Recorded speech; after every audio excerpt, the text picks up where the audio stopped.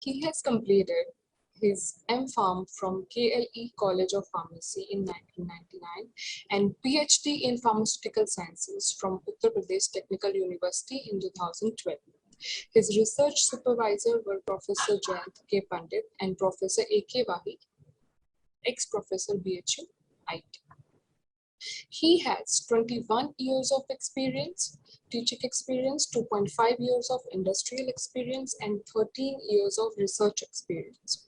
He has published more than 80 research papers in national and international journals of repute elsewhere, Valley, Taylor, Francis, and Nature, and supervised PhD research work of 9 scholars. He has produced 25 postgraduates and is presently an advisor in 4 PhD scholars. Focus on cosmetics, natural polymers, and material science, that is, evaluation of polymers, polymer compositing for oral drug delivery applications. Now, I again welcome you, sir. Thank you. Over to you. Thank you, Swati. First of all, thank you very much for inviting me to deliver a small talk on drug engineering. Actually, I'm grateful to Mr. Praveen Kumar Gaur because he is my student and I've received invitation from him. But my thanks goes to the management of ITS College.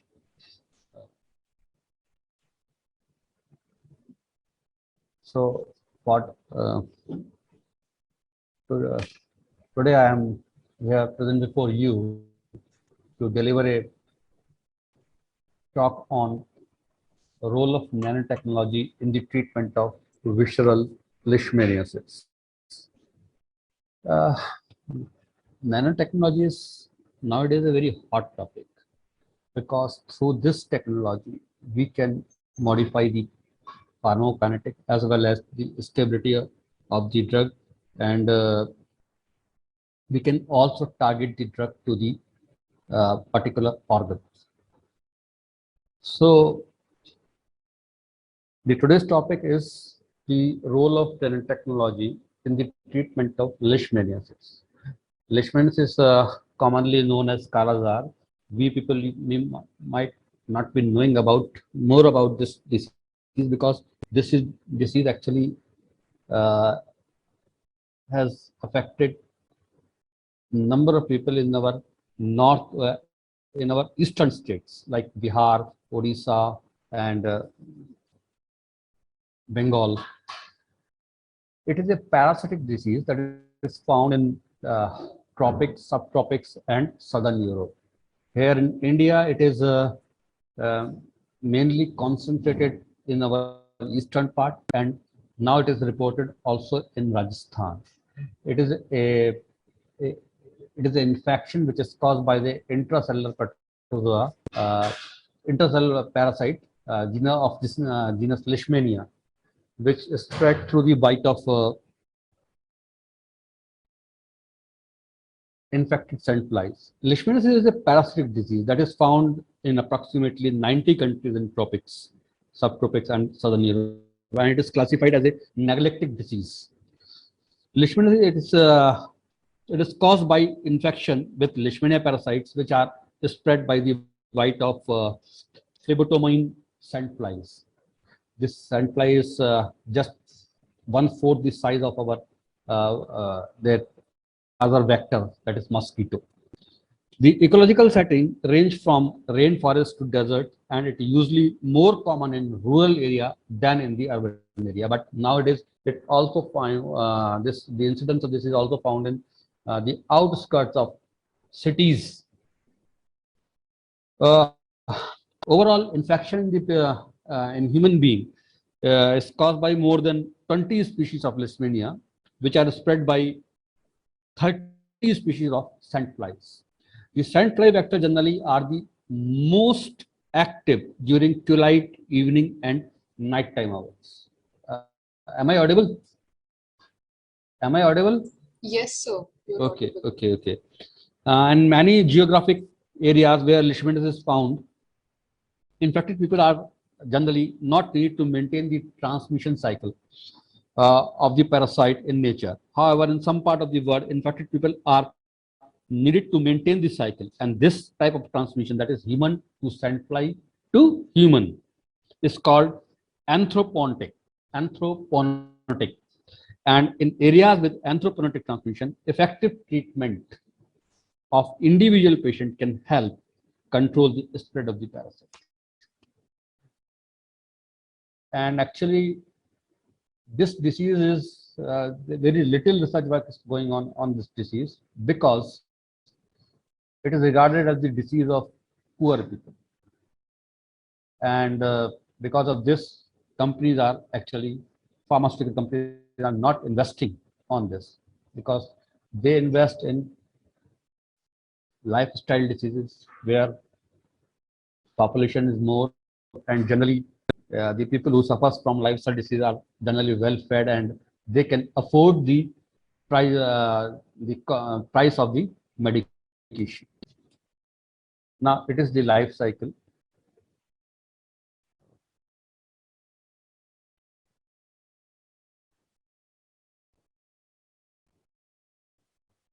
How it spreads. I need to first,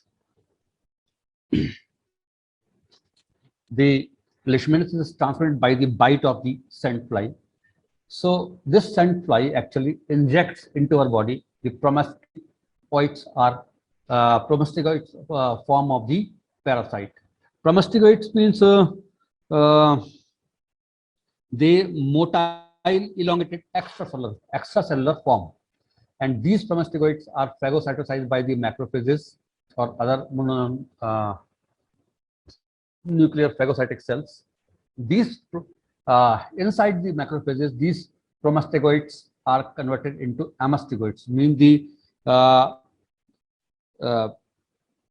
amastigoids are the parasite forms that persist in the infected host, and they infect cells recruited to lesions and disseminate the infection to secondary sites. Actually, they are the more motile form, and amastigoids are usually found within the macrophages, but might be seen outside the cells. And it is the amastigoid form which causes the infection. And this amastigoid then multiply in the cells of various tissues and infect the other cells. Now this cycle is repeated. If sand fly again bites you, it takes the blood meal, and these amastigoids are then transferred into it. These are there is injection of parasitized cells, and these amastigoids transform into promastigoids, stay in the gut, and then the cycle is repeated.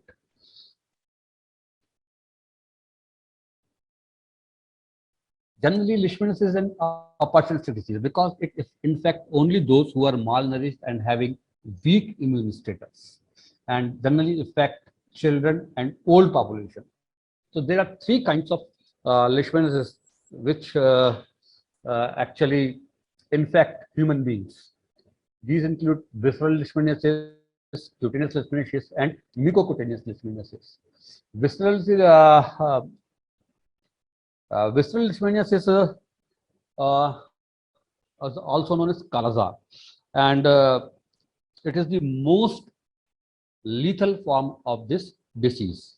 It is, as we know, that it's caused by the Leishmania parasite, and Leishmania donovani is responsible for the spread of this one, for the cause of Kala-Azar. The disease transmitted to human host by the bite of the sand fly, and according to World Health Organization, around 0.5 to 0.9 million people are infected by Kala-Azar, and 95% of all the cases, they generally occur in 10 countries. Like these 10 countries include Bangladesh, Brazil, China, Ethiopia, India, Kenya, Somalia, South Sudan, and Sudan. So basically, you see that it is a disease of tropic and subtropic, and these figures do not reflect the actual burden of this disease, because it is a devastating disease. If it remains untreated, it can cause death.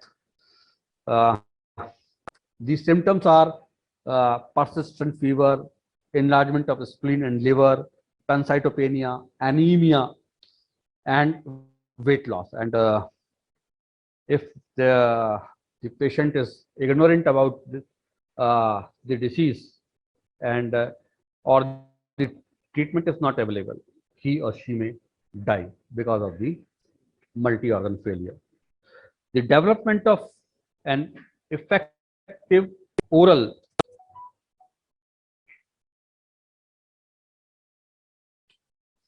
uh, drug delivery system is the need of the hour. Cutaneous inflammation is again the most common form of leishmaniasis, but it is not lethal. It can cause the skin lesions, but generally it is self-limiting disease. And mucocutaneous leishmaniasis, fortunately, it is a somewhat serious type of leishmaniasis, but it is not present in our country. So generally in India, CL, that is cutaneous leishmaniasis, and visceral leishmaniasis are endemic, and around 130 million people are at the risk of developing Kala Azar in 54 districts of 4 endemic states: Bihar, Jharkhand, West Bengal, and Uttar Pradesh. In cutaneous leishmaniasis, skin lesions, mainly ulcers, are on the export part of the body. They may leave lifelong scars, or disability, but they are generally not life-threatening. And about 95% of the cutaneous leishmaniasis cases occur in Afghanistan, Algeria, Bolivia, Brazil, Colombia, Iran, Pakistan, Arab, Tunisia, and in Rajasthan in India. Local cutaneous, this disease is often spontaneously resolved in few months without therapy, although some infections may persist indefinitely. This is the mucocutaneous leishmaniasis. This leads to partial or total destruction of mucous membrane of the nose, mouth, and throat. And over 90% of the mucocutaneous leishmaniasis cases occur in Bolivia, Brazil, Ethiopia, and Peru.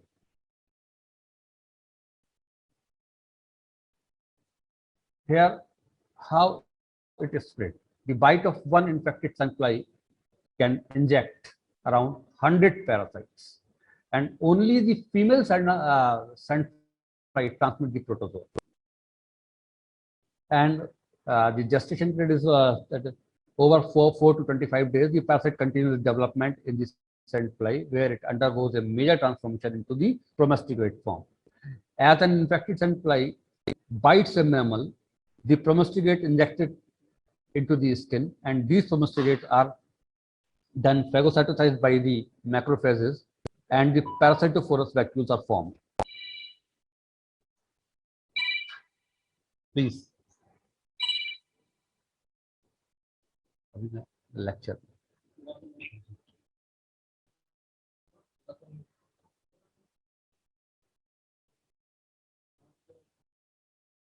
Sorry.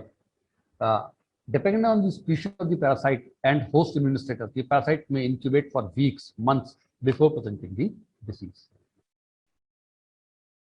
Treatment of leishmaniasis involve pentavalent antimony compounds like sodium stibogluconate, meglumine antimonate, but these compounds are very toxic, costly, and now the parasite has developed resistance to these drugs. And in Bihar, the resistance is about as high as 43%. This disease is, again, is not amenable to treatment via monotherapy, because there is chances that if we administer a single drug to treat this disorder, to treat this disease, parasite may get resistance to the drug. Among the various drugs, which include miltefosine, amphotericin, antipentavalent antimony compounds, amphotericin B is most effective. It is effective against the pentavalent antimony resistant mucocutaneous disease. and visceral leishmaniasis. But its use is limited because of its toxicity, its cost, and uh, actually this drug can only be given by injectable route. And you might have read in the newspaper that this amphotericin B was also mainstay in the treatment of black fungus in the COVID patients, right? And you might be knowing the cost of one vial, that is around 20,000 or 40,000 rupees. But nowadays it is the first line therapy against visceral leishmaniasis.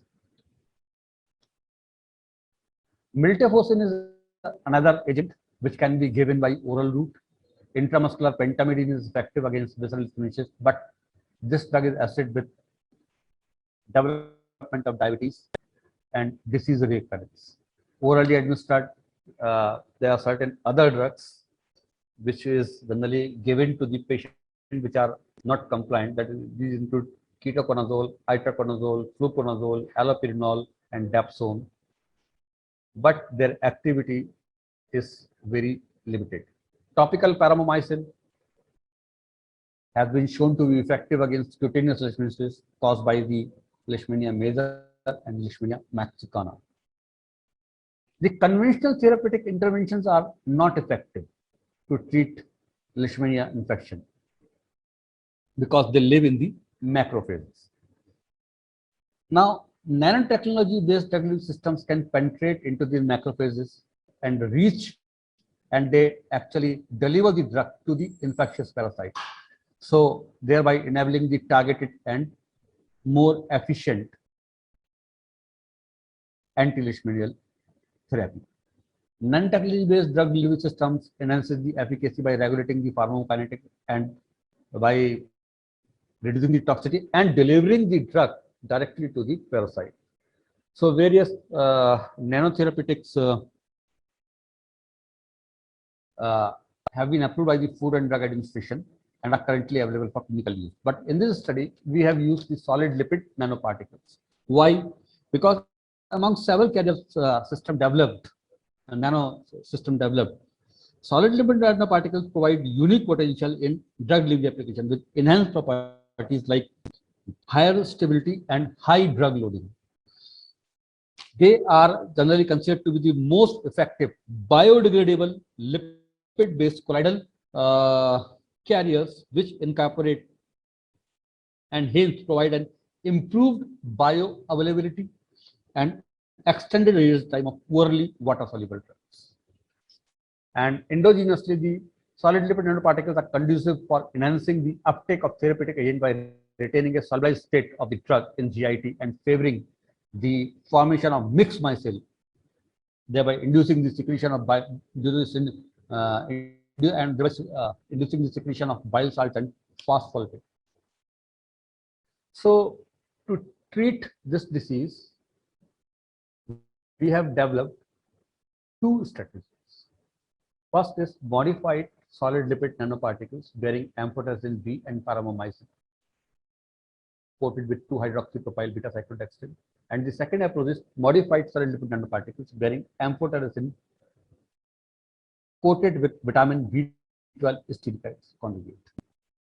And in both these studies, the beauty is that we have administered a topically applied drug and an injectable drug, that is amphotericin B and paromomycin, through oral route to the animal model. We have evaluated this on an animal stream, not on human, but through these studies, we have demonstrated that both of these drugs can be given by oral route with significant anti-leishmanial efficacy. Now, we will discuss the first approach, that is the modified solid lipid nanoparticles bearing amphotericin B and paromomycin coated with 2-hydroxy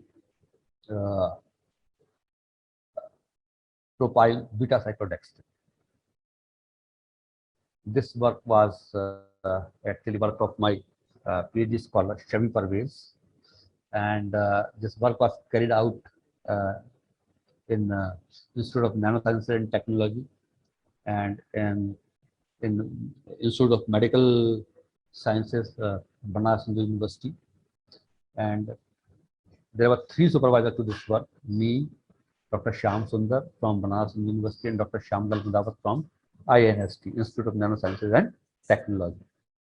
And the research scholar was Shavi Parkes. And this work was published in scientific report Nature. It is a modified solid lipid nanoparticle encapsulated with amphotericin B and paromomycin, an effective oral combination against experimental murine visceral leishmaniasis.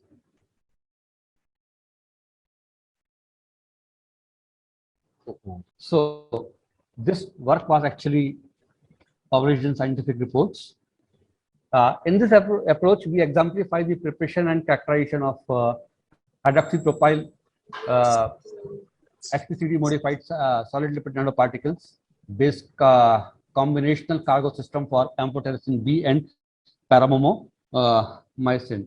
So here, actually, we exemplify the preparation and optimization of 2 hydroxypropyl beta cyclodextrin modified solid lipid nanoparticles based on oral combinational cargo system of amphotericin B and paromomycin against the murine visceral leishmaniasis.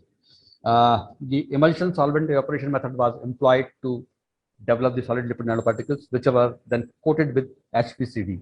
Why we have coated with HPCD is that this HPCD is not digested by either in our stomach or in the intestine. So that what happens, the main problem with the solid lipid nanoparticles is that if they are administered via oral route, so because of the enzymes and other acid present, there occurs a erosion of the lipid, and because of this, before reaching to the target site, most of the drug is released.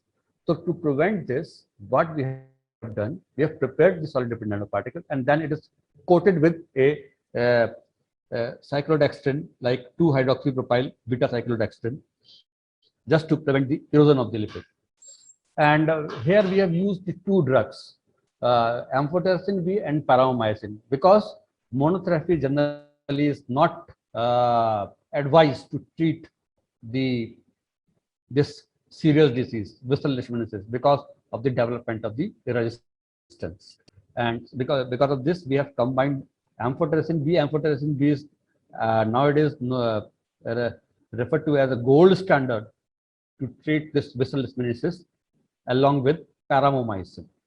And why paromomycin? Because the recent findings have shown a synergistic interaction between amphotericin B and paromomycin in experimental and clinical visceral leishmaniasis in Sudan. Co-treatment with PM and AMB has shown synergistic effect in leishmania infected mouse peritoneal macrophages. As I told you that the solid lipid nanoparticles were prepared by the emulsion solvent evaporation technique. Oil phase was glycerol monostearate. Aqueous phase of polyvinyl alcohol (PEG). And the simple is very simple approach. The oil phase was then added to the aqueous phase, dropped by at 60 degrees centigrade under rapid stirring at 1000 rpm for 3 hours. The homogeneous suspension was then dropped into a dispersed phase containing 1% PNAT and 1% PEG at 2 to 4 degrees centigrade for a specified period of time to permit the hardening of the solid lipid nanoparticles.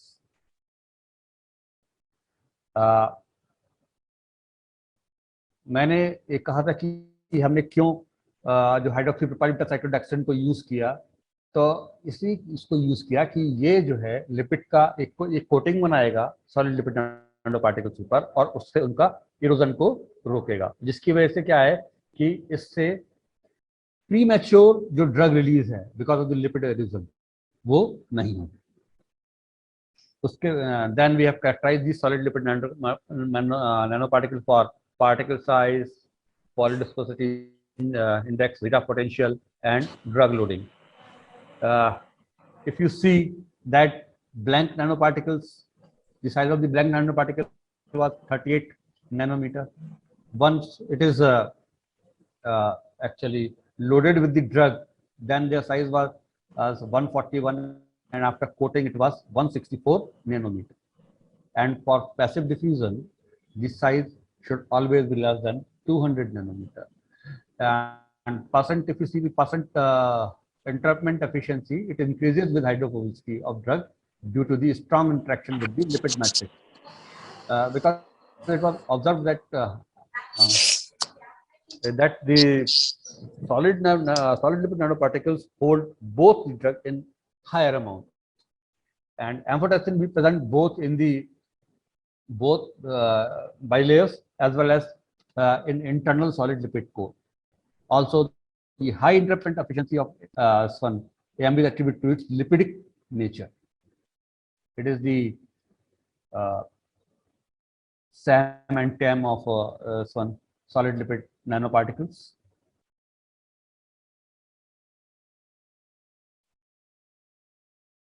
Then we have carried out the in vitro drug release. These drug release studies were conducted in acidic media 1.6 pH and alkaline media 6.5 to determine the stability of solid lipid nanoparticles with their transit through the gastrointestinal tract for a stable administration of the solid lipid nanoparticles orally.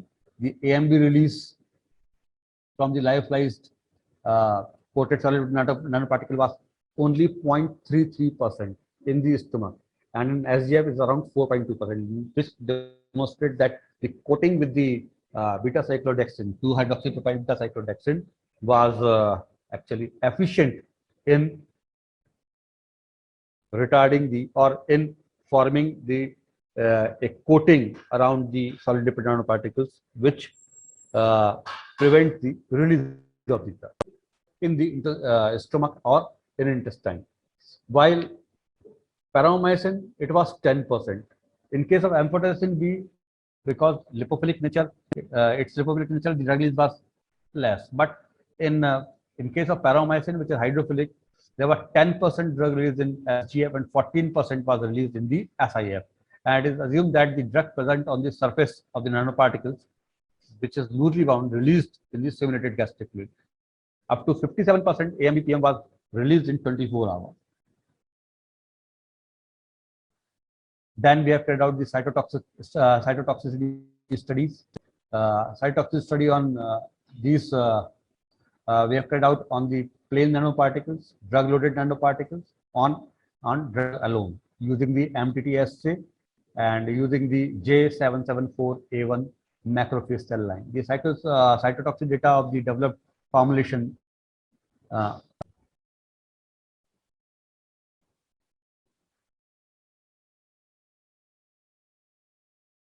reveal that SLNs are more cytobiocompatible compared to the drug alone. The cytotoxicity was found to be less than 20% for blank solid lipid nanoparticles at all concentration, and at higher concentration and in case of drug-loaded solid nanoparticles, there was some slight increase in cytotoxicity, but it was less than the AMB or PM alone. Macrophage uptake study we have carried out, and for this purpose, the formulation was tagged with fluorosin isothiocyanate, and their uptake by the macrophage was studied up to 24 hours, and the confocal images suggest that the complete internalization of the solid lipid nanoparticles. Complete internalization of the solid lipid nanoparticle, which is clearly shown by this figure. In vivo toxicity study, the major limitation of conventional amphotericin B treatment is hepatic and renal toxicity, because this amphotericin B can cause sometimes irreversible damage to our kidneys and liver. And a significant increase in the level of all the serum biomarker was observed in amphotericin B treated animal group compared to the control group. But when the drug-loaded solid lipid nanoparticles, which are coated with the SWAN HPCD, were administered, there was significant actually all the biomarkers which represent this the toxicity to hepatic and renal toxicity, they were remain within the limit. And our result also throw light on the safer toxicity profile of the developed solid lipid nanoparticles when administered orally without affecting the liver and kidney function. Then we have carried out the anti-leishmanial activity in VL infected mice, and around 79% parasite emission was observed in case of L. donovani infected mice model. So in this study, the developed solid lipid nanoparticles of amphotericin B and paramomycin were successfully prepared by the emulsion solvent evaporation technique using the HPCD as a surface modifier for the enhancement of oral viability in the treatment of visceral lipid. The prepared solid lipid nanoparticles showed enhanced efficacy than liposomal AMB, that is ambisome, in both in vitro and in vivo by reducing the intracellular hematopoietic growth in L. donovani infected macrophages and hepatic parasite burden in L. donovani infected BALC mice model, respectively, without causing any toxic effect. The ability of such modified solid lipid nanoparticles support promising utility of these systems as an alternative to conventional therapeutics towards infectious disease. And at present, the phase 1 trials on this system is in process. Now this is second study, modified solid lipid nanoparticles bearing amphotericin B coated with vitamin B12 stearic acid conjugate. So in the last study, we have observed that the amphotericin B being lipid in nature, it mixes very well with the solid lipid nanoparticles. Here, what we have done, we have used a number of lipids, and we have just studied the drug loading of amphotericin B in these lipids. So it was observed that the stearic acid was the most efficient lipid because of the high loading of the drug amphotericin B in the lipid. So what we have done, we have used the stearic acid and we have loaded the drug into it. But we need to target the solid lipid nanoparticle to the macrophages, and by just simply putting the amphotericin B into stearic acid, it is not possible. So we have tried to make use of vitamin B12, which is a known macrophage activating agent. Means it enhances the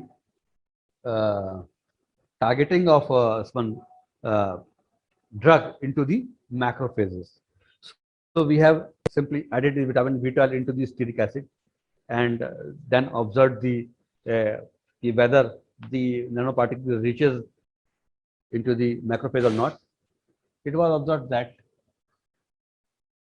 it didn't work.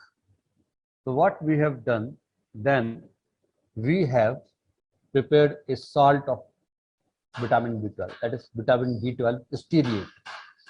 We have prepared vitamin B12 stearate by this technique, as esterified to stearic acid in water containing solvent system according to some slight modification. Then this method is used as Oxima method, right? So we have prepared the vitamin B12 stearate and then we loaded the amphotericin B into it.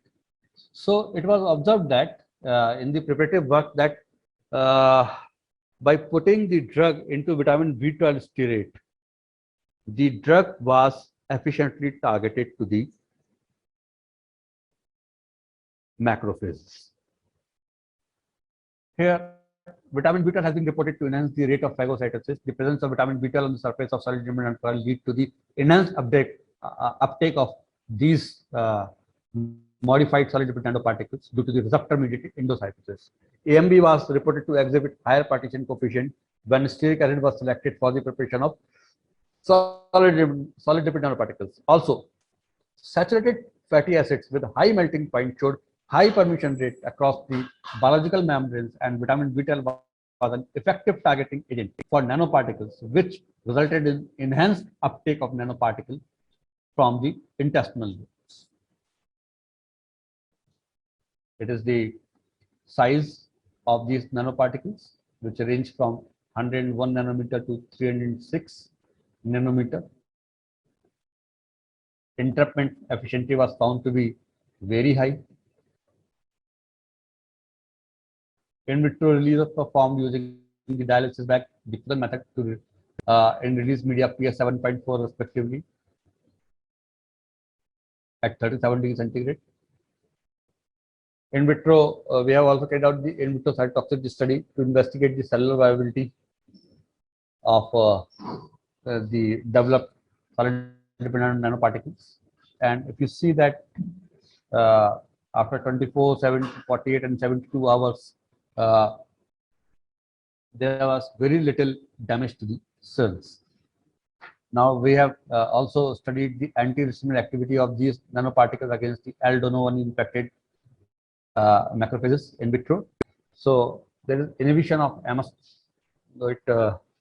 amastigoid growth in intercellular macrophages by these nanoparticles, and their efficacy was more than the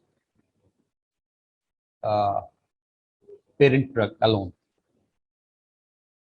So in the current study, a novel nanoparticulate drug delivery system was developed for the increased oral delivery of amphotericin B.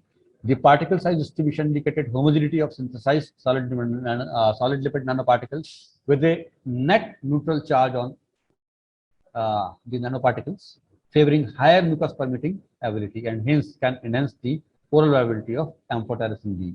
Indeed, these vitamin B12 stearate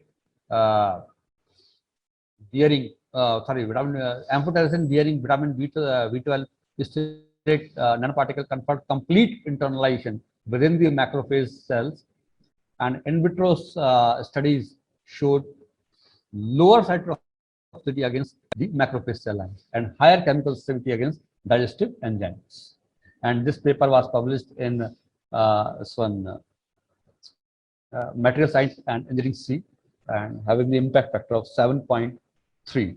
So what is the purpose of presenting this work before you people? To motivate the young scientists and the scientists which are involved in drug system to give more emphasis on these systems, drug delivery systems, which are to give more emphasis on the treatment of diseases which mainly affect the poor population of our country. In our country, there are a number of diseases, basically vector infected diseases, and these diseases affect mostly the poor or the poor people with who are also malnourished, and because most of the companies, pharmaceutical companies, they are not doing research on tuberculosis and on orphan disease like this visceral leishmaniasis. There are certain other brucellosis disease which affect the poor. So there is need to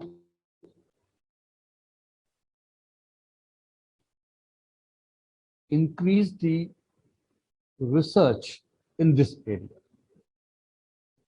and there is need to develop efficient delivery systems which can deliver the existing drug to improve the treatment outcome against these diseases, against tuberculosis, against because tuberculosis basically also remain in the macrophage, and it's difficult to treat the XDR cases, and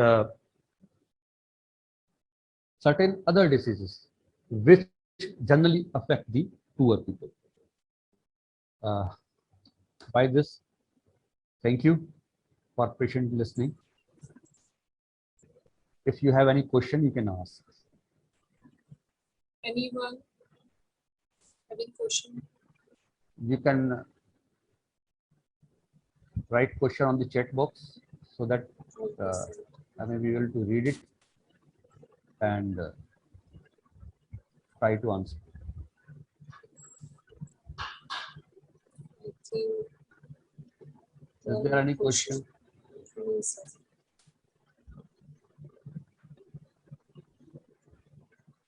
Listen, by not asking, by not putting questions, actually the purpose will not be solved. Here, you will find a number of say deficiencies in this presentation that I have intentionally put in. If so any one of you can point out and ask sir why it is this, it should not be like that. There is a question from Deva Prasad Ghosh. Is the zeta sizer necessary in nanoparticles? Actually, in case of uh,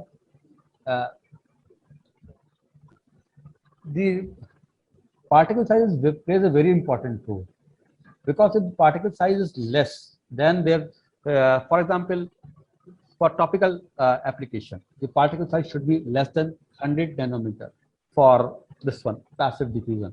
If the nanoparticles having the particle size more than 200 or 300 nanometer for topical, they will not penetrate through the skin via the passive diffusion. What will happen? They will remain on the upper layer. They will not and will not be able to penetrate. Otherwise, you have to make use of penetration enhancers up to 200 nanometers. But these penetration enhancers have their toxicity profile. And in case of oral, for passive diffusion, the particle size should be 200 or less. So, the size is very important while developing the nanoparticles, because if it is 500 nanometer or like this, it will behave like simple microparticle, or it may release the drug or more rapidly, because it is spread over the whole gastrointestinal tract and release the drug rapidly. The purpose of microparticle is more behave like a microparticle than the nanoparticle. Nanoparticle means the size should be as a rule of thumb less than 100 nanometer, and with some adjustment 200 nanometer, but should not be more than that.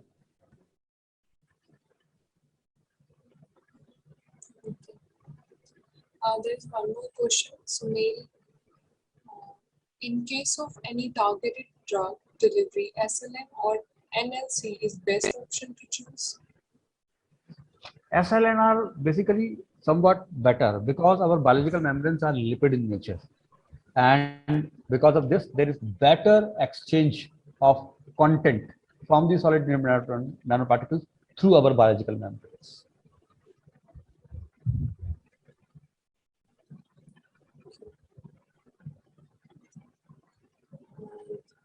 There's one more query from Deva Prasad Ghosh. Sir, if I have limited access to a zeta sizer then in lab, how can I be sure that nano size has been reached so only optimized sample can be sent for size evaluation?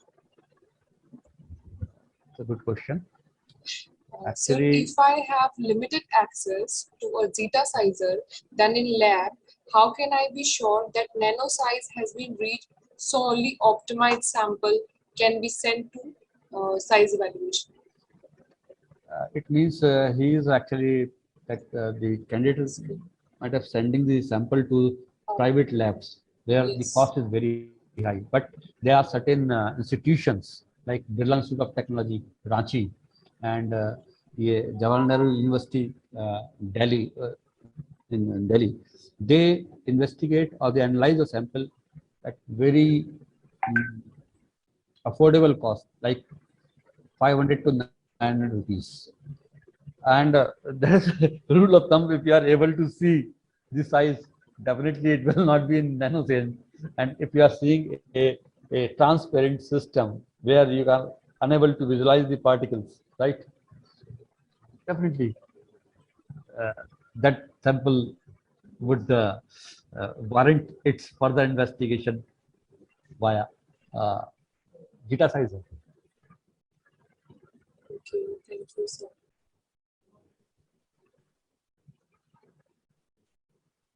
There's one more question for Asha Spandana. Sir, what are the factors that influences the PBI of SLNs? Polydispersity index. Actually, these are formulation parameters, and also the physicochemical properties of the lipids. See at what rate we are actually homogenizing the sample. What does polydispersity index tells us? Whether the system is a monodisperse or a bimodal system, right?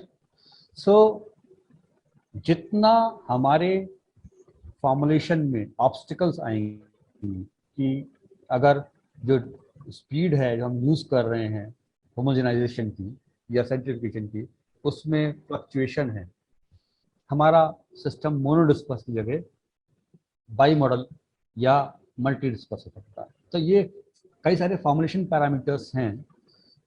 अगर आप generally हम characterisation parameter use करते हैं solid lipid nano particles के लिए, उनको हमें optimise करना पड़ेगा। उनका ऑप्टिमाइजेशन बहुत जरूरी है। और फिर लिपिड्स कि कौन से लिपिड्स ऐसे हैं जो कि अपनी इंटीग्रिटी को जो है मेंटेन रखते हैं और उनमें ये ऑक्सीडेशन वगैरह, जनरली लिपिड्स में ऑक्सीडेशन होता है, वो कम से कम।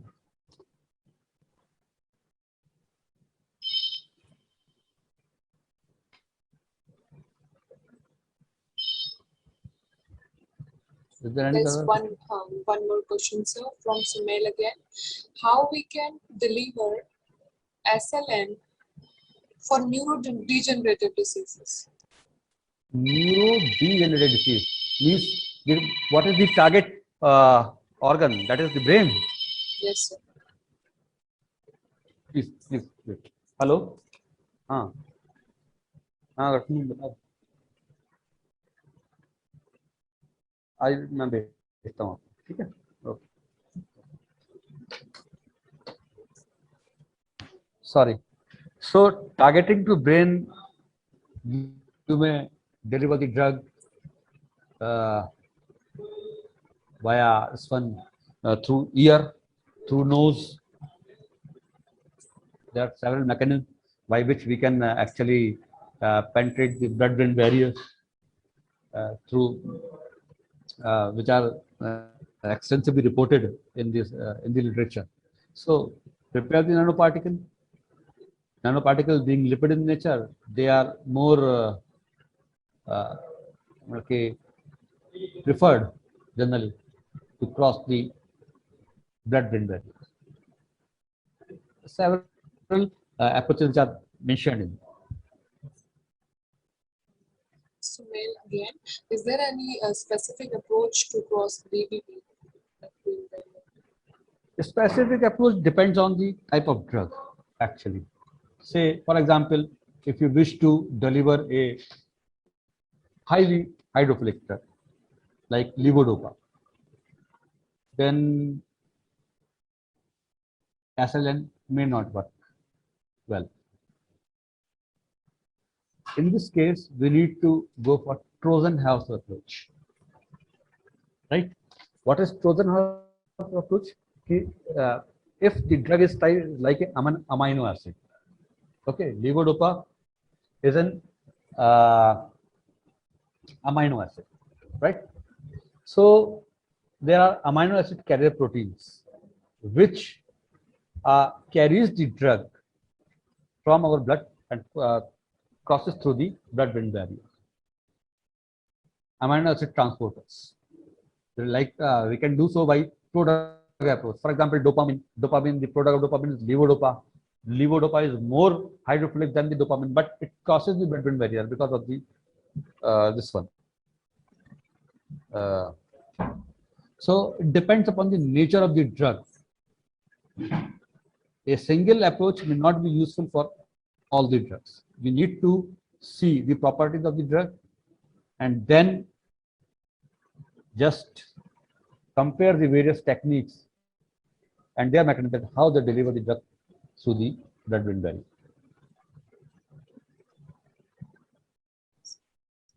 So, Deval Prasad Ghosh is asking for your email ID. Email ID. Okay, please note. Can I? There is this one chat box. Yes. On your screen, there is a chat box. You can type it. Or you can tell me also. Where is chat box?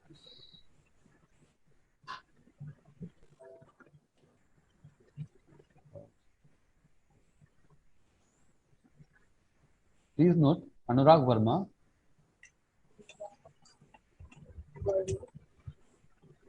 So, Anurag Verma _ IFTM.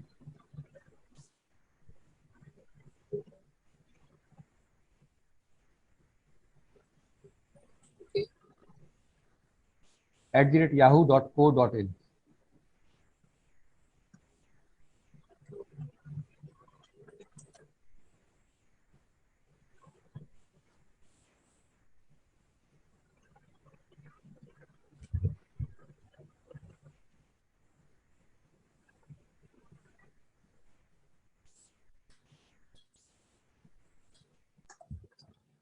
Please cross check script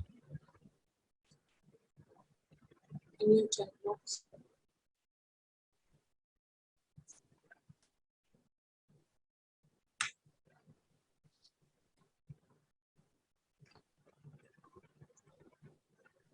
Is there any question? So, there's no other questions. So,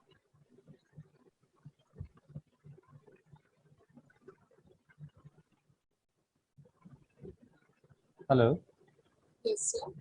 Is there any No, more question? no, sir. There's no question. Then thank you very much for patient listening, and I wish all the best to all the budding researchers involved in PG or PhD research. Actually, basically, there are four types of research that we can do in our settings. Anybody tell me what are these four types?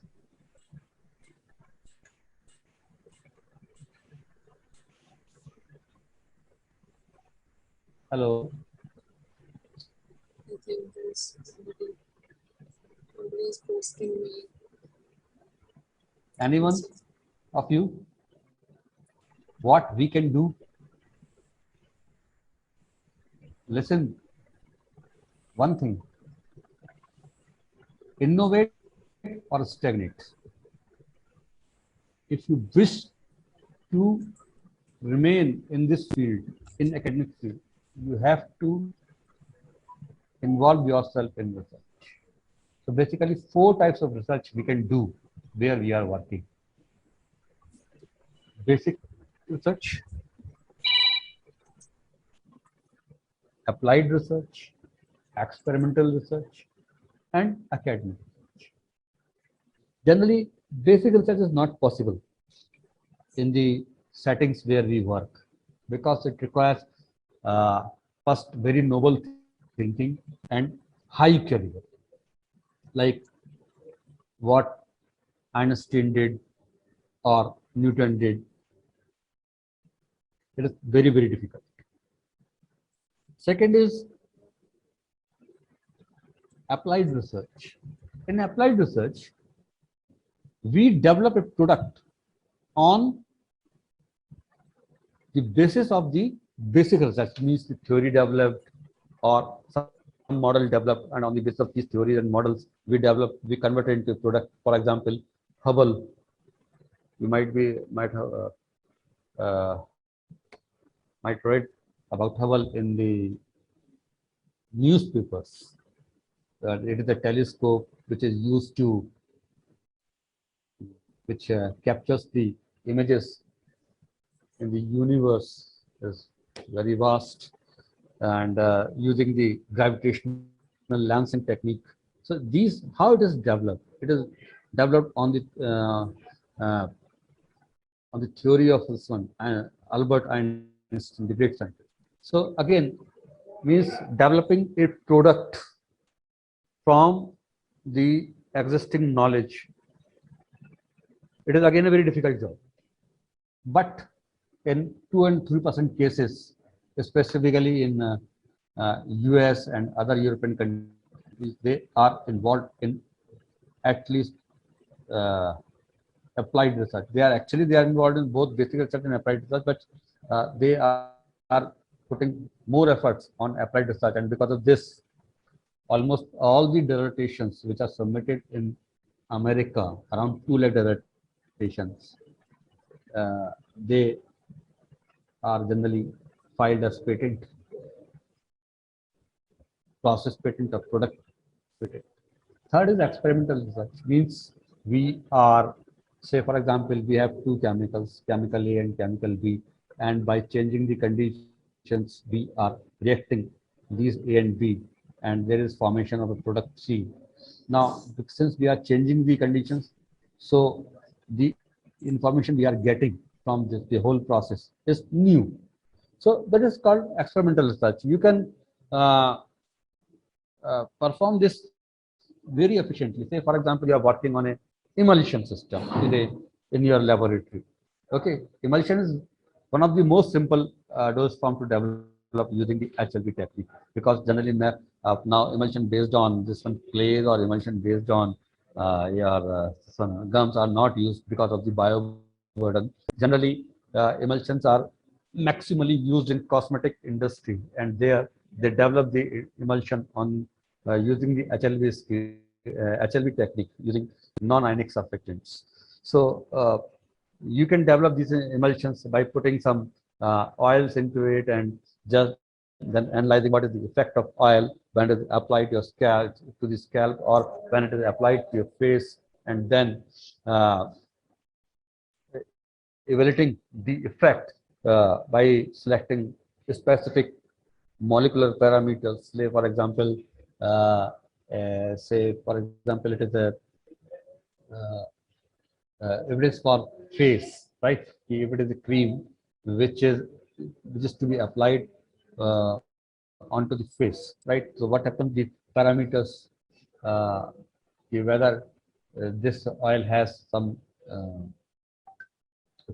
effect on skin elasticity or readmission of cells, or prevent the damage to the collagen or elastin, by performing collagenase assay, collagenase inhibition assay, elastase inhibition assay, MMPs. You can do that, and these works are simple. You may not be worried about the molecular pharmacology parameters, because once you are uh, wish to do this, they are not very difficult to perform. No, not difficult to perform. Uh, and fourth is the academic research. Say, for example, the condition was so worse that we are unable to do anything. We can even write a review article by uh, selecting a particular problem. Writing a review is actually difficult, but you can write a review article to some general, lesser known journal, but you can do something. Don't sit idle.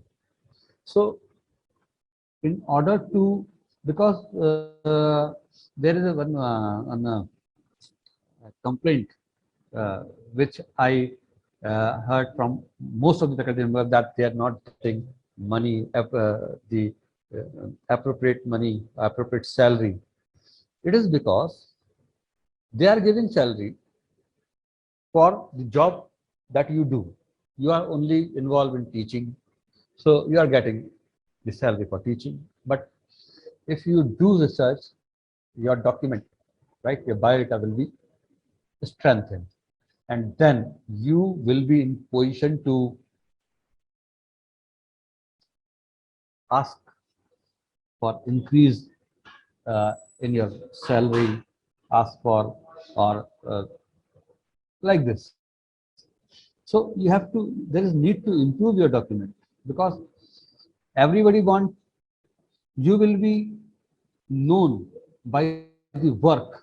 If somebody search you on the internet and if the people find your name on ResearchGate or on other various research platform that you have published so many papers, then it will give weightage to your employment chances, employment opportunities. You will get good employment opportunities. You will get good package. But if you are involve yourself only in teaching, then you will be exploited because there are a number of people who are ready to replace you, junior people. Say you are working for 10 years, they are like common complaints. They work, I am working for 10 years and uh, I am getting this much amount, and somebody who is recently joined is fresher is getting more because of his involvement in curricular activities in research. So you are responsible for your fate. So there is an advice to all of you that involve yourself at least in experimental or academic research that you can do in the setting where you work. Otherwise, you will be exploited. You will always have complaint that we are not getting salary, we are this and that. And if if you are involved in some constructive work like research other than teaching, right, then it will improve your chances. Where if you are not getting a right salary here, you may join some other place with more salary. But it is up to you. Thank you. Thank you very